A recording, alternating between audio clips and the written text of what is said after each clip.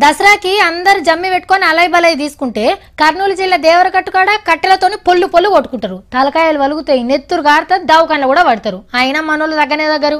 ఇక హోలీకేమో మన రంగులు గుప్పుకొని పండగ చేసుకుంటే నిజామాబాద్ జిల్లాలో ఊరోళ్ళంతా గిప్ప గిప్ప కుతుకుంటారు. ఇంకో ఊర్లో పిడికలతోని పొట్టు పొట్టు కొట్టుకుంటారు.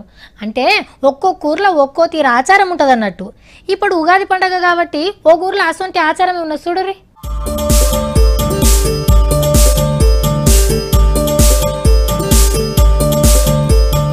ఓష్ని ఉగాది పండగని హోలీని చూపిస్తారేంది అని పరిచయం అవుతున్నారులే.